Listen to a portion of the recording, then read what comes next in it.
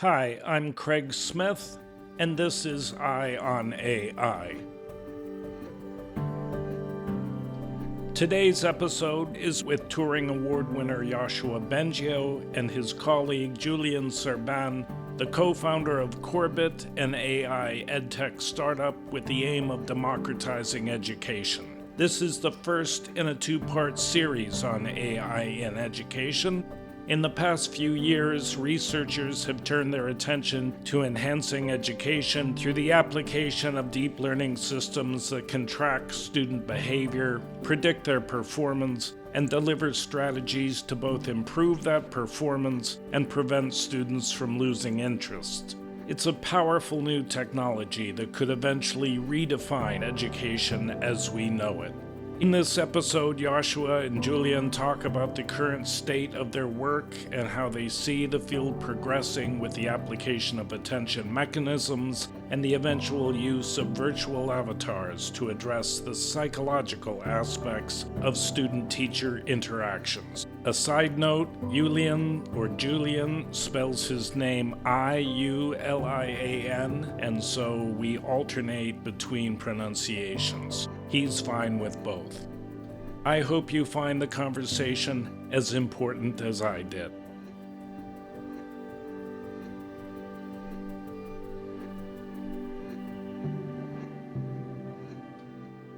I'm particularly interested in education. I think that the problems in education in the United States in particular are at the root of so many of our social issues, and education has been in trouble for a long time. Now with the pandemic, it's really in crisis, as we all know, but there are solutions with artificial intelligence that can go a long way to improving education delivery and education content and effectiveness. And especially in a remote context like we have right now. That's right. That's right. So evidently, the genesis of your education startup predates COVID. So why don't we start, Yoshua, and I'm assuming everyone knows who you are, my listeners. Julian, can you start by introducing yourself? And then Yoshua, you can give a briefer introduction and then talk about how you came about starting Korbit and how it's really, in a sad way, serendipitous because never before have we needed an education platform like this. Sure. So my name is Julian, and I'm the co-founder of Korbit. I guess I can give you a little bit of background about myself. I studied machine learning, artificial intelligence with Yoshua for about 5 years, exploring personal assistants, systems like Siri, Google Now, Amazon Alexa, and trying to find ways to make them more intelligent so that humans could interact better with this kind of technology. And obviously that is a huge research goal in itself, like building intelligent personal assistants is very difficult. It involves many different problems along the way, including natural language processing, reinforcement learning, and many of these areas, like lots of unsolved problems. So that the idea was by trying to tackle this grander problem, we would also make a lot of impact and fundamental research in NLP, in reinforcement learning along the way. So that's a little bit about my academic background. The reason I care about education so much is because, in a sense, I've been privileged most of my life. I grew up in a developed country. Both my parents were well educated, and they taught me since I was very young. Like, apart from school, I got lots of homework help. I got lots of support. Even at school, I was in small classrooms. I had teachers who cared about their work. I think very few people are so lucky. And actually, when I was about 17, I was graduating high school, I decided to join a nonprofit called Operation A Day's Work. And that nonprofit was specialized in education, like how do we democratize education? Specifically, what they did is have students from around the world take one day off from school, go and work, and then take all the money that they earned that one day and donate it so that other kids could have an education. So we would actually go out, collect money from our work, and then we would donate it to build schools, train teachers. After high school, I joined the organization. I was a board member. I was a full-time volunteer. I did all kinds of work. We had a project in Niger, in Africa at that point, and I went there to visit different schools, talk to teachers, like basically build a PR campaign around it so we can raise more financing. And so through that work, I realized the importance of education. And then having been very privileged myself, I saw the different impact of education. COVID-19 has really exacerbated it, but I think There has been a huge inequality in the world's education, and it is probably the deciding factor between how economies and societies develop, much more than even pure infrastructure. Education is the long-term solution and the long-term approach we should take to improving society in general. Yoshua, why don't you introduce yourself and then how you came to the Korbit project? All right. So I'm a professor at the University of Montreal. I'm in computer science. I'm the scientific director of Mila, which I also founded. And that institute is bringing together researchers in machine learning from several universities, focusing on deep learning, reinforcement learning, with both a goal to advance basic research, understanding the underlying principles of intelligence, but also to act in a way that's beneficial for society. For example, with AI for social good applications, and even thinking about things like governance of AI. Now, the AI for social good theme is something that we have explored at Mila in many directions, including a lot of work in climate change and healthcare. But education is sort of the new baby, if you want, in terms of research directions. And as Julian is saying, it's probably one that is going to have the most impact in the long term, as well as a way to improve for all the other aspects that I've mentioned in terms of democracy, in terms of making people take better decisions like those on climate change and for themselves in terms of healthcare or contributing to the well-being of others in society. How I came to this particular project is really Julian, who wanted to do something about this area, and he was very enthusiastic and convinced me and Aaron Kerville and other faculty at Mila to support this project. And we've been very excited to be part of it. You're working on a suite of products. Is that right, that you're planning on rolling out? Can you talk, first of all, sort of theoretically about how you apply artificial intelligence to teaching, and then talk specifically about some of the applications you're working on? Sure. The core idea that we started with was to personalize and make education active. And so the idea was that by personalizing it and making it active learning, students will learn more effectively, better, faster, and they will be more motivated. And so, sort of out of that idea of here's how we would like education to be, we started to work our way backwards towards what would the technology solution look like. And the solution that we've come up with is a so-called AI tutor, a personalized AI tutor that guides the student from the beginning to the end. From the moment that they start studying with Korbit, the tutor, Korbit is creating a personalized curriculum for them, assessing where they're at, the knowledge they have, the knowledge they want to acquire, the skills they want to acquire, builds up a personalized curriculum, and then teaches them one-on-one. And the way it teaches is obviously through typical approaches like video and text, but also through interactive exercises, hands-on exercises that students have to solve, and then they get feedback from the AI tutor. We have programming exercises as well where they get feedback from the tutor. So this is the kind of approach. It's a platform today with about 10,000 students studying. It's Korbit.ai. Anyone can go and sign up for free. And so that's the approach. And so there are many AI problems in there, a lot of natural language processing, NLP problems that we have to tackle along the way. I wrote about AI tutors for the New York Times. And at that time, there weren't many on the market. And those that were predominantly expert systems that depended on rule-based logic or decision trees to lead a student along a path. If they get this wrong, then they're shunted in one direction. If they get that right, they're shunted in another. Is this a rule-based system like that? And the limitation with those rule-based systems is you needed to build up a knowledge base that was very time-intensive for the decision tree to work through, as opposed to a system that could adapt to any domain, any subject domain. Can you talk about whether yours is rule-based or whether it's something else, maybe deep learning-based, and the differences between yours and the old systems that have existed for a while? Yeah, that's a great point. It's exactly like you said. The old system that had existed for a couple of decades, like for example, AutoTutor, they were all rule-based. And the researchers who created these systems would spend months, sometimes years, to create just one course. And that was the huge drawback and probably one of the main reasons why they were not in widespread use. Korbit, on the other hand, started with deep learning and state-of-the-art AI, and that state-of-the-art has advanced tremendously the last half decade, and it's advancing even faster now than ever before. So the Korbit system is not a rule-based system. Of course, there are some rules in there, but it's mainly based on the latest technology within NLP. The deep learning technologies, the natural language processing, word embeddings, sentence embeddings, the new technologies in reinforcement learning. And so the idea is that by using this kind of technology, we can create new courses a lot faster. And in fact, we have teachers now who are creating these courses and they can create new modules in a couple of hours. So we've certainly overcome that hurdle of having thousands of rules in a big decision tree.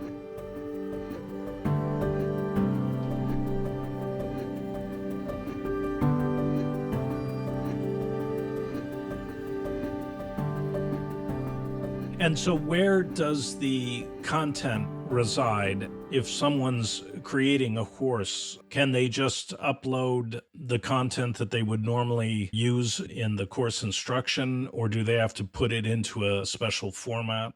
It does require a bit of a special format. It's easy enough that a person can learn it in 1 or 2 days, but the AI tutor needs to know which video corresponds to which concept and which exercises corresponds to that video or concept. So it needs to have some kind of alignment. In terms of content creation, it's just part of the process. It's no different than teachers creating their own videos or Coursera or Udemy or one of these other platforms creating their own content. It just needs to be rearranged and labeled a bit afterwards. And so it needs access to this. And then the other thing that Korbit does, it goes out and scrapes the web, like Wikipedia, for example, open educational resources, OER. It scrapes literally hundreds of thousands of content resources and then processes them and trains machine learning models on these. And that's one of the powers of deep learning. It can deal with a lot of unstructured content. Earlier algorithms that were used could not deal with this, but deep learning can really chunk in this and learn representations that are meaningful. It can learn representations of any domain. And education happens to be an area where there's lots and lots of free content out there. And by scraping that content, the AI is learning from it. That's fascinating. And it exists now as a platform. Is that a platform for educators to take and adapt and then apply to their students, or is it a platform that has courses already loaded that students can access? In other words, is it a B2C platform or a B2B platform? We're concentrating on the B2B enterprise platform. We realized that there is a huge demand in enterprise training. There's lots of companies that need to reskill, upskill their employees. And actually, the topic that we started with was data science and AI. That was our core knowledge from when we created the startup, so we could inject our own. I literally created the first few videos, and then a year later, I got Yoshua and other professors to create more. So we started with AI and deep learning and data science, and now we see there's a huge demand for this in enterprise. And so we're really looking at the enterprise market. We've done a study, for example, with 600 employees at a large outsourcing company, and they loved it. And now they're doing a second pilot with us. And it seems to be working very effectively, because the reason you need personalized training in enterprise is that all employees are different. You can't assume that they belong in one cohort. Everybody has a different skill set, a different background, and they have different destinations. They have different projects they need to work on, different skill sets they need to acquire. So the personalization is absolutely key here. But the users of Korbit are not teachers. First and foremost, they're students. I think what Julian is talking about is the business model. Well, it's not individual users buying the use of the platform, but it's their company buying the use of the platform for a whole group of people. But really, for the courses, the teachers are operating with the help of the Korbit experts and not independently. Given the current crisis in education, because everything has moved online, the bulk of K through 12 as well as higher education, I guess the first question is, this can be applied to either K through 12 or tertiary education. Is that right? Yes, and in fact, we have students all the way from high school to university students to professionals who are taking the online course now, yes. But we are focusing on the enterprise, especially like professionals who are cross-disciplinary, people who have some kind of science or engineering background and are getting into data science is sort of the target audience. But we have students from all backgrounds and from all over the world who are using it, and there is no limitation. I think the main constraint is that you have the technology, you have a tablet, a phone, a computer, and that you speak English, and you're able to work with a system like this, an AI tutor online. That's the main constraint. When did you start developing the platform? We started in 2017. It started as a side project, really. I was working from home and trying to brainstorm ideas. I got together with our other co-founder, Katrina Kakmar, who is a professor at Cambridge University. She had spent half a decade looking at AI in education. She was looking at teaching reading and writing skills. And so we were thinking like, hey, why not come up with a personal assistant? I had worked on personal assistants for years, and that's exactly an area where it made a lot of sense. And so we kind of came to the idea of the AI tutor from there. And the interface is through speech or through a keyboard? It's through text, like you type on a keyboard or on your phone. It would support speech too, but if you want to do equations or you want to do programming exercises, it's going to be painful to speak it out loud. And what sort of benchmarking have you done? There was a private company in California called Acuitas. I've never really been able to figure out the nature of their programming, whether it's rule-based or neural networks. They're pretty closed-mouth about it. They developed that system for the Navy, and there was a study done that looked at AI tutors that were participating in some DARPA programs, and they came out on top. Have you done any benchmarking like that, or are there any metrics that you can talk about that measure how this works as opposed to someone taking a MOOC or some other online course? That's a great question. We've done lots of studies. Our founders, like I spent 5 years doing my PhD, Katrina is a professor at Cambridge. We have a very academic and scientific approach to things. We test everything, we set up experiments, we do cohort studies. We've done lots of these with thousands of students, and we've published papers on these. I think it's published on Elsevier. We published 2 papers in the AI 2020 conference. We have 2 more papers in the works. So we're relatively open compared to other startups. We don't give away all the secret ingredients, but we definitely believe in sharing the research insights and contributing to the community. And I think in general in EdTech, I'm very happy to see this, but lots of companies are actually publishing and sharing their results. It's often hard to compare, unfortunately, because every company has their own content, their own user bases, different approaches. Some of them have textbooks, some of them are online, some are in classrooms. It's a bit hard to compare, but there's generally a very open community. And so we've done lots of these studies at Korbit. For example, we did a study with about 600 students, and we compared them using Korbit versus a regular MOOC. In the regular MOOC, they would get videos and multiple choice quizzes. And what we saw was there was a 73% increase in the study time with Korbit. Students were spending 3/4 time more with Korbit. So that's a huge win in terms of students studying, and we're hoping we can push this to 100% increase. We're hoping we can get students to study twice as much with Korbit. That would be an amazing result to share with other people and to really demonstrate the power of AI tutors and AI in general in education.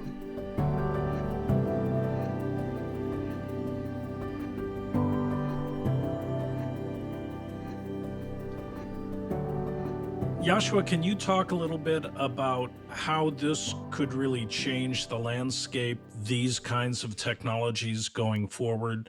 I don't expect online learning to go away now that it's been forced upon everybody.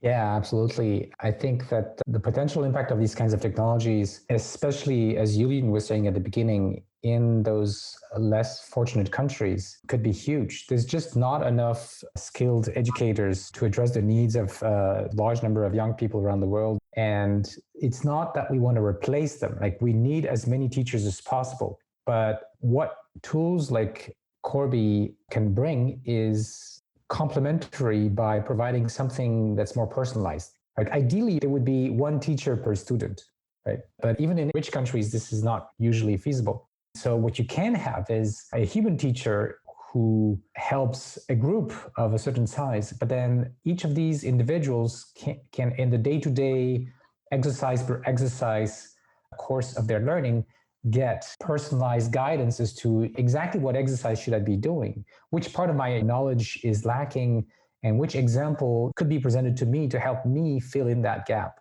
So that personalization is really where machine learning comes in, because you don't want to have one video for everyone, like in classical MOOCs. You want to learn about what does the person know and what does the person not know, and even what style of learning works better for that person, so that you can present the best possible pieces of material. And right now, you're dealing with companies that want to retrain workers, or maybe specific education companies or institutions. How far are we from every kid in the world, at least in the English-speaking world, with an internet connection, being able to log on and be led by an AI tutor through arithmetic, algebra, geometry, calculus, and into the higher sciences? I think it's a matter of years. I think it's a matter of scaling up, right? So that's what companies are good for. And right now, Iulian and his collaborators are focusing on a small niche market.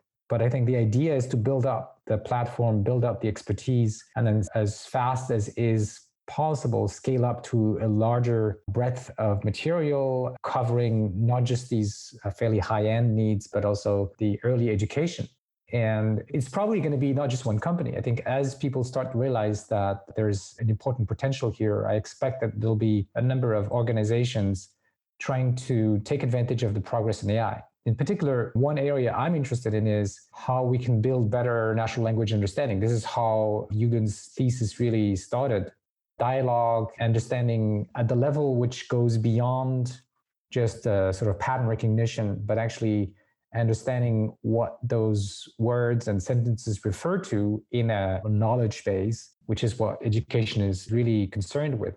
There's interestingly also a lot of fundamental challenges to make progress in that direction. So it could be that it might take more than a few years, maybe a decade or more, to reach the point where the personalized tutor has the kind of natural language fluidity and semantic understanding that would be really necessary for touching everyone on the planet. That we don't know yet. I think what's important to know is there's a lot of research in front of us, but we've reached a threshold in the last few years. If you think about speech recognition, for example, for many decades, we had speech recognition, but it was just not good enough. It didn't pass a threshold of usability. And I think something like this is happening now for these kinds of educational and personal assistants, that Korbit is showing that we are able to pass this threshold where it now has positive impact, that people can use it. Even though the NLP isn't perfect and the system is not perfect, it's good enough that it's providing a service. And so I think this is why it's going to be possible to scale up, that there's going to be potentially a lot of investment to bring that to the whole world. And just to circle back, I said at the very beginning that the first thing we were working on is cracking the content problem. That's the project scale that we solved. And now we can create content as fast as any other online platform. Shoot your videos, make a couple of exercises, and you can upload it on Korbit. And so we cracked that problem, and now we're working on the harder NLP problems. But already we're seeing big improvements in student retention, study time, and learning outcomes. So we're at a point where, at least from our cohort studies with our 10,000 or so students, we can see that students learn better and faster and they're more motivated. That's what we can see at this point, even though we're not perfect. We make mistakes. And just as an anecdotal point, 2 weeks ago, we swapped in a new machine learning model called the BERT model. We put it into our system and we saw a big boost already. And we're kind of running new experiments and seeing, oh, how does this impact? Because since we started 3 years ago, the technology itself has evolved, and we have some metrics that seem to be skyrocketing, and we want to see how it impacts students. Our machine learning team is eagerly waiting to see what's going to happen the next couple of weeks as the much higher accuracy model is in production and students are learning. Like, is it going to blow them away, or is it just an incremental improvement? And Julian, you should also mention the publications that are coming out that are presenting all of these benchmark studies that you're talking about.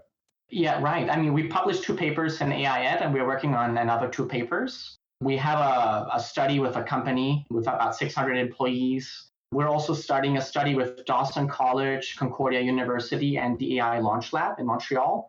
Funded by the government, we're basically also studying the use of AI tutors in classrooms and universities. So we're very scientific, research-based, and we try to document everything that's happening at the same time scaling up. Yeah, that's fascinating. I'm just looking at the Korbit.ai website. So you do have content loaded already that students can participate in, focused really on data science, it looks like. Is that right? Can anybody register and study the courses that you have prepared for free?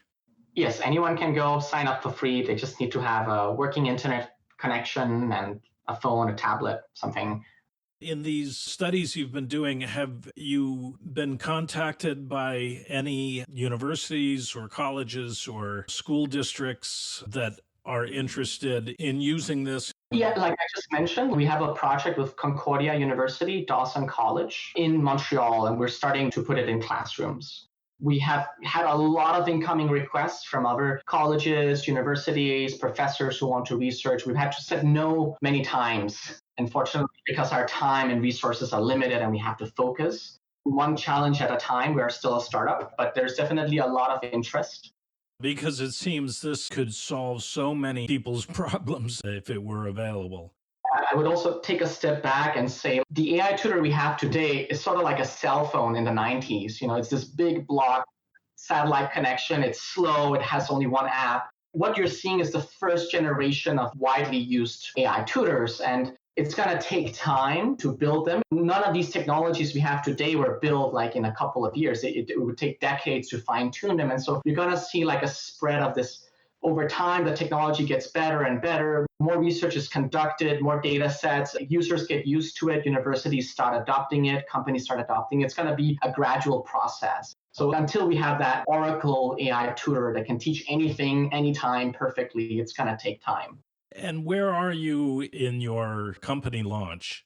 Are you going to have a formal product launch, or presumably there are some milestones? So we launched in 2019, May, together with Mila. Yoshua made a lecture as well, and a couple of other professors made some lectures, and we put it online with Korbit, and she was teaching it. And since then, we have about 10,000 students on the platform. So that was the official launch. A couple of months later, it was growing very fast. There was a lot of traction. We managed to secure funding from a couple of investors, the biggest one being Kostler Ventures. Vinod Kostler has been talking about AI changing education for, I think, almost a decade now. And there was a perfect fit. Actually, we've known Vinod since 2017, and he invested even earlier in an early stage, but he invested close to $2 million US. And then other investors also pitched in. And so we were able to raise a very large seed round. And we went from 6 people working in a tiny office to 26 people. I think our company is now bigger than the Mila Lab was 5 years ago. So it's amazing to see how fast things grow once there is momentum. And then what's next on the roadmap? You're working with some companies and institutions to develop programs for them. You're working on the natural language processing. Is there a product roadmap that you can talk about? Yeah, I can give you like a high level picture. So like we are at a stage where we know the students learn more effectively with Korbit compared to a traditional online course. We know they're more motivated. We know we've solved the content problem. But what we haven't done is generate any revenue. And we don't have people who are paying us for today. And so we're really at that point where we have an amazing product, but we don't have what people call product market fit. We don't have that group of users who absolutely love Korbit, or that group of companies who absolutely love Korbit and use it all the time. We also didn't focus on it until now. We first wanted to build the technology, and that's kind of our background and the approach we took. And so now we're really all about finding the product market fit, finding that group of enterprise customers who really need Korbit to train their employees in data science and AI. And that's really the next milestone. So we have already pilots going on. We're setting up more pilots, and we're sort of exploring, will it really work very well in enterprises? And then that's sort of the jumping point to the next stage of scaling up more.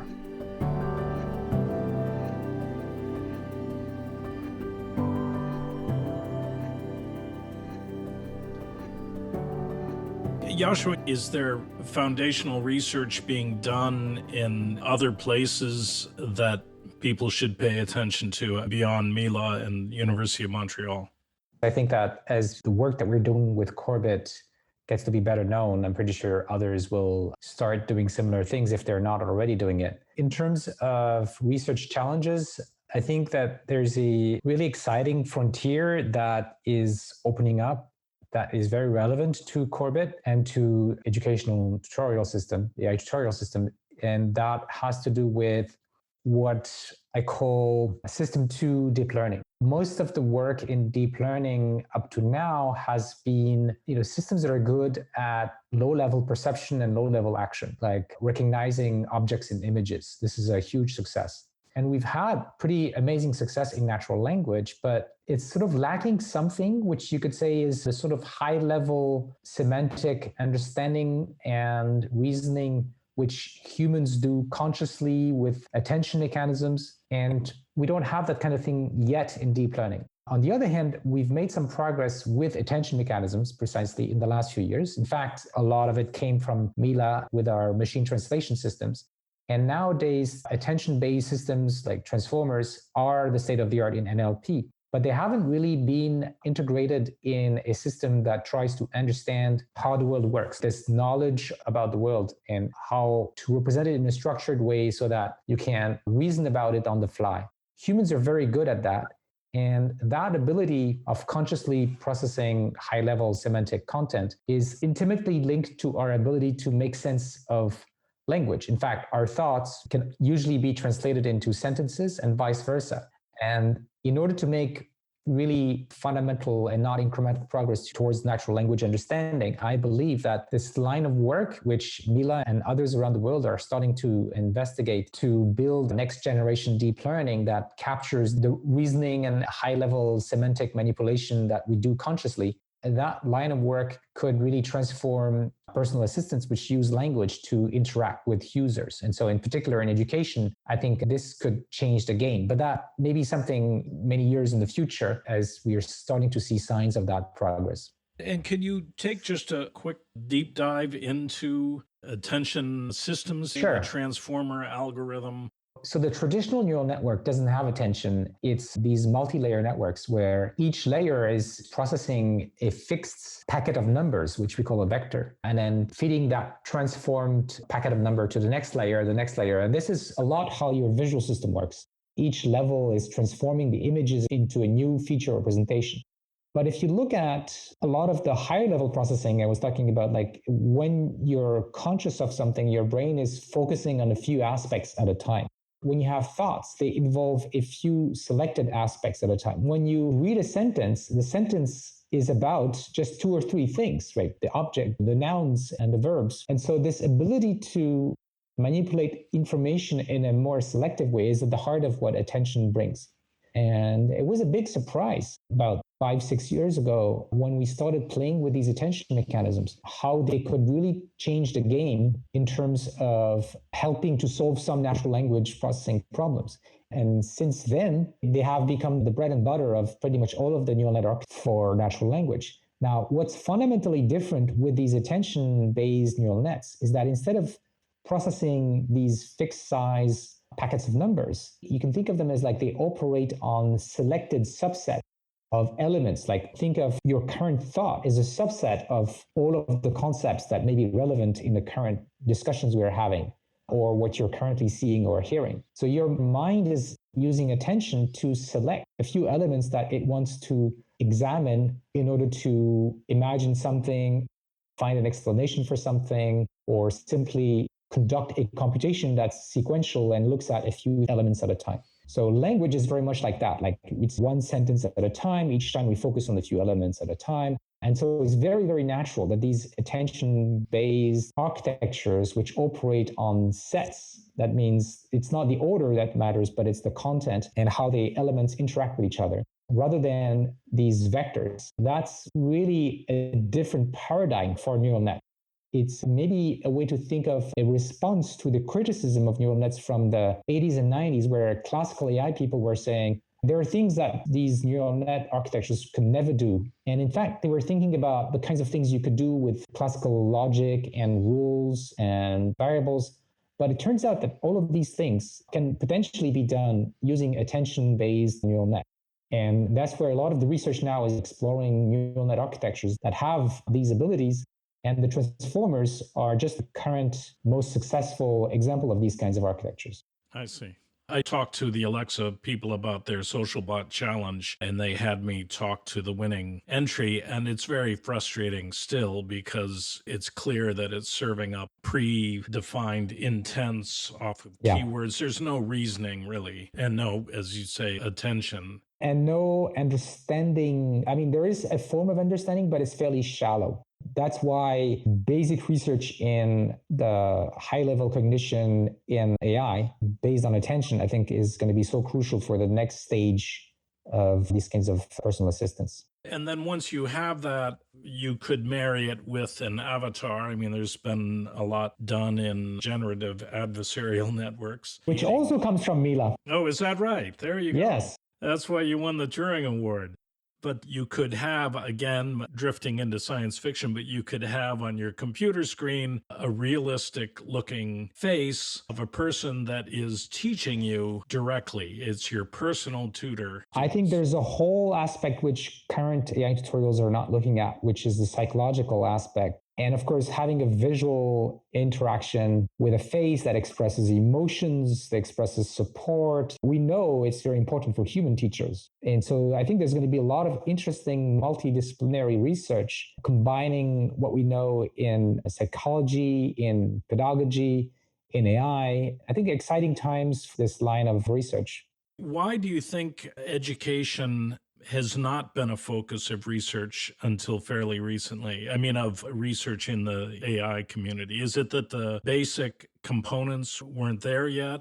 Yeah, I think we've passed the threshold, that we've made enough progress, especially on the natural language understanding, that it becomes usable. And I mean, it took a lot of work from Julian and his collaborators to build the system that they currently have.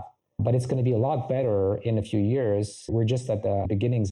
We should not underestimate the effort that came before. We've had research on education, a field called item response theory for decades. People analyzing how students do in exams, trying to predict where students will struggle, when they will drop out, where they need help. This has been going on for a while. It just took a very long time to move beyond very simple data science, machine learning models, linear regression, logistic regression, and only the last couple of years have suddenly switched and are now exploring deep learning and these new techniques. So I would say it's not that educators were not thinking about it, researchers were thinking about it, it just didn't have the AI tools that the deep learning is just such a huge gap to put it into practice.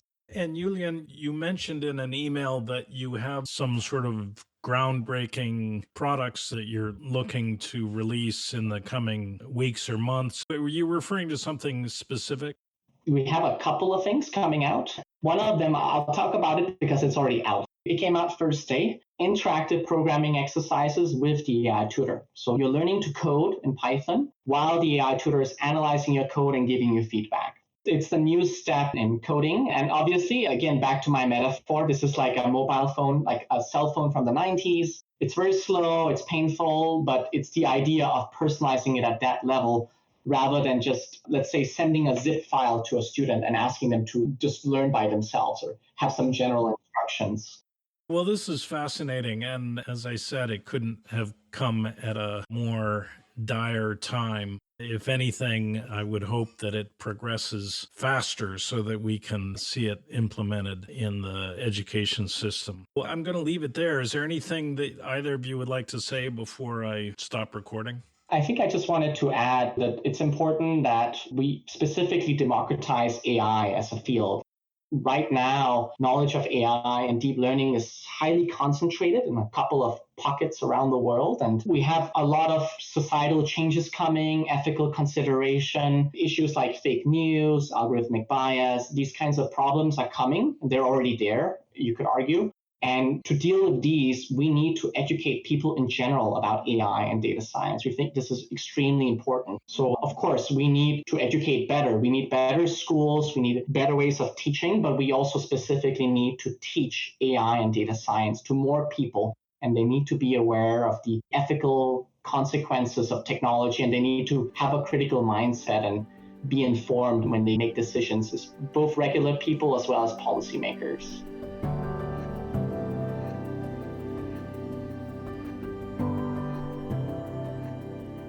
That's it for this week's episode. I want to thank Yoshua and Julian for their time. If you want to know more about what we talked about today, you can find a transcript of this episode on our website, eye-on.ai. I encourage you to visit Korbit.ai, that's Korbit.ai, and try using Corby yourself.